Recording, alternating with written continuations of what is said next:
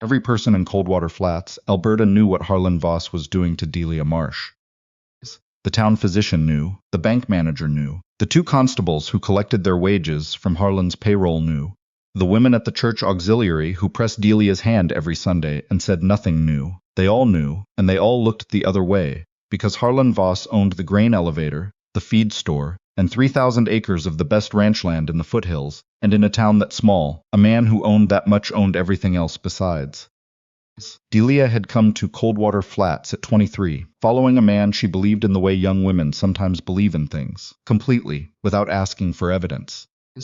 She had grown up in Medicine Hat, the second daughter of a school teacher and a woman who mended other people's clothes for extra money, and when Harlan Voss had come through that town 6 years ago, all confidence and good boots and a silver tongue that made everything sound like a promise already kept, she had thought she was being chosen. She had not yet learned the difference between being chosen and being acquired. The first year was almost fine. That was the thing about Harlan. He was almost fine for longer than seemed possible.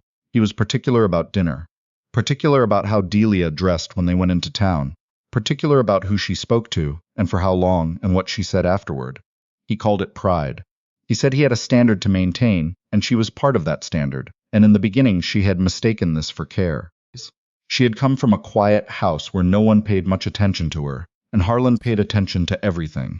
It took her an embarrassingly long time to understand that attention and love were not the same thing. By the second year, the attention had edges. He had never struck her with his hand. She had noticed, in the way a person notices an exit sign, filing it away without understanding yet why the information felt important, that he was deliberate about this. He used words instead. He used silence. He used the particular way he could enter a room and make the temperature drop without saying anything at all. And he was skilled enough at it that Delia had spent months wondering if the problem was her own perception. Maybe she was too sensitive. Maybe she misread his tone. Maybe the thing she felt pressing down on her chest every morning when she opened her eyes was her own weakness, and not something he had built, brick by brick, over 2 years of careful construction. Her friend Pauline Sutter had tried to say something, once. Pauline ran the post office on Main Street and had known Delia since her first week in Coldwater Flats. She had a directness that some people found abrasive, and Delia had always found like clean water. They had coffee together on Thursday mornings, and one Thursday in October of the second year, Pauline had set down her cup and looked at Delia with the kind of stillness that meant she had been working up to something. "You've gotten small," Pauline said. Delia had not known what to say. "You used to fill up a room when you walked in. You don't do that anymore."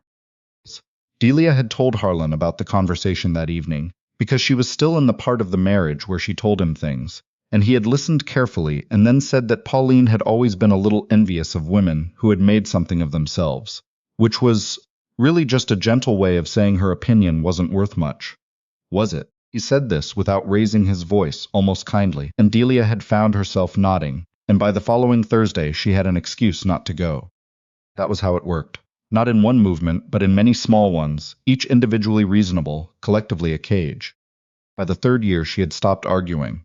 Not because she had surrendered in any deliberate way, but because arguing required believing your own perspective had weight, and Harlan had been patient and methodical about removing that belief. He had a particular phrase he returned to often. "You're reading into things again." He said it with a kind of tired affection, as though her misreadings were a small recurring flaw he had learned to accommodate. And after enough repetitions, Delia had genuinely stopped trusting what she saw with her own eyes. The money was the part she held on to. She had begun saving in the third year, in a way so gradual she had barely named it to herself. A few dollars from the grocery allowance. The 20 Harlan had forgotten on the counter after the Whitmore auction. The birthday money her mother sent in an envelope every June, which Delia was supposed to use for something nice. She kept it in a tobacco tin behind the false back of the linen closet, a hiding place she had found by accident one afternoon. When she was putting away sheets and a shelf board shifted, she had stared at that narrow, dark space for a long time before she understood what she was looking at. She was looking at a door. She didn't have a destination, not yet. She just kept putting money behind the board. $12, then 40, then 83. She did not let herself think too concretely about what it was for, because thinking concretely would require believing she was actually going to use it, and she wasn't ready to believe that. Believing it would mean admitting she was afraid, and admitting she was afraid would mean admitting how bad things had gotten. And for a long time, she could not afford to know how bad things had gotten. She found out on a Tuesday in late March. Harlan had driven to Lethbridge for a livestock assessment and wasn't expected back until evening. Delia had been in town buying flour and lamp oil, and she had been walking back to the truck when she passed Lena from the hardware store on the sidewalk, and Lena had smiled at her with that particular careful smile, the one that contained apology, and said she was glad Delia had a good man to look after her, given everything. Delia had asked what she meant. Lena's face had done something complicated. "Oh," she said, "I only meant with your sister and the news. I assumed Harlan had told you." He hadn't. Her sister in Medicine Hat had been in hospital for 4 days with a collapsed lung, and her mother had called the ranch 3 times. And Harlan had taken the messages and not passed them along, and he had made the decision so easily that he hadn't even thought to hide the evidence. The messages were still on the notepad by the telephone in his office, in his own handwriting, with the dates. Delia stood in that office for a long time. She read the messages twice. She looked at the telephone. Then she went to the linen closet and counted the money in the tobacco tin. And she put the tin in her coat pocket, and she felt something change in the center of her chest. Not healing, not yet, but the end of a long confusion. She finally understood what she was dealing with. The thing she had been arguing with for 3 years, the thing she had been trying to reason with and accommodate and improve herself for, was not a flaw in her perception. It was a man who had looked at her life and decided it belonged to him. She called her sister, she called her mother. Then she sat at the kitchen table and waited for whatever was coming next. What came next, 2 days later, was Walker Holt. Nobody in Coldwater Flats knew much about Walker Holt, except that he had appeared in early spring, taken a room above the feed store, and was doing fencing work for several of the smaller ranchers whose properties ran along the foothills. He was tall in the way that suggested he'd spent most of his life outdoors, and none of it worrying about it. He didn't talk much in the Hatcher's Inn where he ate most evenings, but he wasn't unfriendly. Just self-contained in the particular manner of people who had something to prove to nobody, which in a town full of people who had something to prove was itself a kind of statement. Delia had noticed him the way she noticed most things those days, peripherally, carefully, without letting her attention rest anywhere long enough to draw Harlan's notice. The first time Walker spoke to her was at the hardware store. She was trying to buy a length of chain for the gate latch, and the boy behind the counter had quoted her a price that was 30 cents more than it had been the month before. Delia was doing the calculation in her head, deciding what else she could put back, and she must have been doing it visibly because Walker, who was waiting behind her with a coil of wire, said quietly, "The same chain is 20 cents less at Macaulay's on 2nd. Chain's chain." She looked at him. He was looking at the counter, not at her. "Thank you," she said. He nodded and said nothing else. She thought about it on the drive home. Not about him specifically. She had trained herself out of thoughts that wandered in any direction Harlan hadn't pre-approved, but about the small, unremarkable act of it. Someone had offered her useful information without wanting anything in return. It had been long enough since that happened that it felt worth noting. The second time was at Hatcher's a week later. Delia had gone in for coffee after the post office, a small act of reclamation she'd started allowing herself since the telephone calls to her mother. She was sitting at the counter when she heard the tone shift in the room behind her, and she turned to find Harlan standing in the doorway, which was not where she had expected him to be on a Thursday at 2 in the afternoon. He walked toward her. The room did not go quiet exactly, but it changed, the way rooms changed around Harlan, and Delia watched him cross the floor and felt the old tightening in her chest, and then felt something else underneath it. A cold clarity, because she had spent 3 days now looking at his handwriting on that notepad, and she was done being confused. "I've been looking for you," Harlan said. He said it pleasantly. "I told you I was coming into town. You told me the post office." He glanced at her coffee cup. "You didn't mention stopping." "I didn't think I needed to."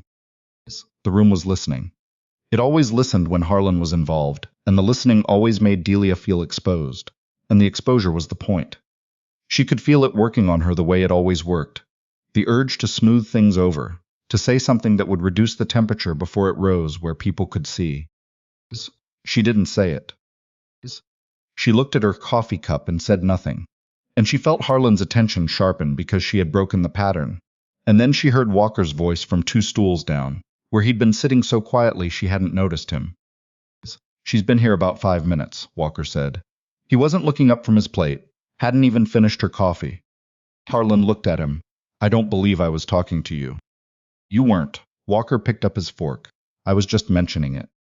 It was 5 words, or close enough, delivered without hostility, without theater, with the same casual evenness as the information about the chain price. And somehow that evenness was the most devastating possible response, because Harlan Voss had built his entire authority on people's willingness to be either intimidated or charmed, and Walker had declined both options in the same breath. Harlan looked at Delia. She looked back at him. Something had shifted, and they both knew it. He said, "We'll talk at home," and left. Delia finished her coffee. She did not feel brave. She felt frightened in the way she had been frightened for 3 years, the specific animal fear that had lived in her ribs, so long she had almost stopped noticing it. But she also felt something else, a small stubborn thing, like a match struck in a large dark room, not enough light to see by, but enough to know the room had edges. Walker didn't speak to her again that afternoon. He paid for his meal and left without looking over, and Delia was grateful for it, because what she needed in that moment wasn't rescue. She just needed to know that someone else had seen clearly what she had been trying to describe to herself for 3 years, and hadn't looked away. The talk at home was bad, not violent. Harlan was never violent, but cold in the way of a Canadian winter that had gone on too long, where the cold stops being weather and starts being the entire nature of the world.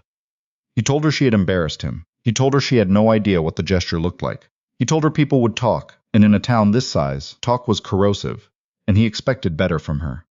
She listened to all of it. She let it arrive, and she felt it land, and she held somewhere underneath the fear the solid fact of that tobacco tin in the linen closet, which now held $142 and change. She started making plans. Not grand plans. Delia had learned to be suspicious of anything that depended on everything going right. Small plans, practical ones. She wrote to her sister. She wrote to Pauline, who had never stopped sending the occasional postcard even after the Thursday coffees ended. She found, on a Thursday afternoon when Harlan was at the grain elevator, a listing for a rooming house in Fort Macleod that rented by the week, advertised in the classifieds of the Lethbridge Herald, which Harlan took but never read past the livestock section. She tore it out and put it in the tobacco tin. She saw Walker twice more before things came to a head, once at the post office, where they nodded at each other, once at the south edge of town, where she was driving past a section of fence he was repairing, and she slowed, without fully planning to, and he looked up, and she looked at him through the windshield for a moment. Neither of them said anything. She drove on. She thought about the quiet, how it wasn't empty, how people who had something to prove used noise the way Harlan used niceness, as a layer of cover over whatever they actually wanted. Walker didn't have that kind of quiet. His was the kind that had been arrived at rather than performed, and in her experience those were very different things. What Harlan found, eventually, was the Herald clipping. Not the tobacco tin. She had been meticulous about the tin. But the clipping had been folded into her coat pocket, and he had been through her coat, which she would once have been surprised by, and no longer was. He came into the kitchen on a Wednesday evening, holding it between 2 fingers like evidence, which it was, and she looked at it and felt the floor shift under her feet, and then felt it settle, because she had also known this was coming. "What is this?" he said. Listing. Is for a room." "Yes." "In Fort Macleod." She didn't answer. "Is this what you've been planning?" he said. The pleasantness had left his voice entirely. Underneath it was something she had always suspected was there, and had never heard quite so directly. "While I've been running this operation, keeping this house, making sure you have a life worth living, this is what you've been doing." "You didn't tell me about my sister," Delia said. He blinked. She had surprised him. She could see she didn't usually come back that quickly. "She was in hospital for 4 days, Delia said. Your handwriting is on the notepad. 3 messages. 3 times my mother called, and you took the messages and you put them on the notepad, and you decided I didn't need to know. I was protecting you from." "You were deciding for me," she said. "That's different." The silence after that was the longest of her life, or felt like it. Harlan moved toward the counter. He didn't move toward her. He never did. But he put both hands flat on the counter and looked at her. And she understood she was looking at a man realizing a situation had changed without his permission, and that this was the most dangerous she had ever been. "You're not going anywhere," he said. She heard the front door of the house open. They both heard it, which was impossible because the front door was locked and had been locked. But Walker Holt had apparently come for a reason he had not announced, and the reason turned out to be the cedar fence posts she had ordered 3 weeks ago and forgotten entirely, which he was delivering as arranged by a note left at the feed store. He came through the front hall with an armload of posts and stopped in the kitchen doorway, taking in the scene with the same unhurried attention he gave to everything. Harlan looked at him. "This is not the time." "I can see that," Walker said. He set the posts down against the wall slowly. He looked at Delia. "You doing all right?" She looked at Walker. She looked at the tobacco tin she had already moved that morning to her coat pocket, because she had known something was coming. She looked at the notepad on the table where she had left it, Harlan's handwriting visible from across the room. "I'm going to need a drive to the bus depot," she said. The silence that followed had a different quality than the silences before. Harlan said her name. He said it the way he said everything, measured, controlled, the voice of a reasonable man in a difficult situation. And she recognized it and understood it for exactly what it was, and she picked up her coat from the chair and put it on. "Delia," Harlan said again, louder. Walker said, "I've got the truck out front." He didn't say anything else. He didn't threaten Harlan or make a speech. He just stated the fact of the truck, which was out front, which was available, and he waited by the door. Harlan turned to him. "You have no idea what you're walking into." "Probably not," Walker said. "Let's go." She did not look back at the kitchen. She had a thought, briefly, that she should be braver than she felt, that this moment should feel like something more decisive and complete than the complicated, frightened thing it actually was. But then she thought about 3 years of your reading into things, and 3 years of messages left on notepads, and 3 years of Pauline's postcards arriving like small flags dropped from an airplane for a person lost at sea. And she thought the bravery was in the 3 years. The bravery was in the tobacco tin. This was just the door. She walked through it. Walker drove her to the bus depot in Fort Macleod without asking her questions, which was the most useful thing he could have done. He drove the way he did most things, steadily, without performing it. About 20 minutes in, with the foothills opening up around them in the early evening light, he said, "You've got somewhere to be?" "My sister's in Medicine Hat, then I'm not sure." He nodded. "That's enough for now." She thought about asking him why he had come by with the fence posts on that particular evening, whether he had known, whether the timing was coincidence or not. She decided she didn't need the answer. Sometimes things arrived when they were needed, and the explanation mattered less than the arriving. At the depot, she bought a ticket, and Walker waited with her without making it awkward, which required a specific kind of social competence she hadn't expected from him, and was surprised to appreciate. When the bus appeared at the end of the long drive, he stood up and picked up her bag. "You'll be all right," he said. It wasn't a question. "I think so," she said, eventually. That's the honest answer. She looked at him. She thought about Coldwater Flats and Harlan's hands flat on the counter and the tobacco tin in her coat pocket and her mother's voice on the telephone. And she thought about the long, cold, specific loneliness of being in a room with someone who has decided you belong to them. And she thought about Pauline's postcards and her sister's voice when she'd finally called, and the way Lena on the sidewalk had said, "I assumed Harlan had told you," with that complicated smile. "Thank you," she said. He nodded and stepped back, and she got on the bus, and she did not look out the window until they were on the highway, and Coldwater Flats was somewhere behind her in the dark. The land in southern Alberta is flat in a way that can feel either like freedom or like exposure, depending on where you're standing and what you're moving toward. Delia watched it through the window, the long straight lines of it, the enormous sky, the lit farmhouses passing one by one like answers to a question she hadn't finished asking. And she held the tobacco tin in her lap and thought about her sister and thought about what came next and let herself not know yet. She had been small for 3 years. Smaller than she was, smaller than she'd meant to be, pressed down into a shape she hadn't chosen. She was on a bus to Medicine Hat, with $142 and a clipping from the classifieds and the number for a rooming house that rented by the week, and she was 26 years old, and 3 years inside someone else's story was not the whole book. She looked at the sky. She was just beginning. "I keep thinking about the tobacco tin." "Not the bus ride, not the moment," Walker said. "I've got the truck out front," not even the look on Harlan's face when Delia stopped smoothing things over. "I keep thinking about the tin, the $12, then the 40, then the 83.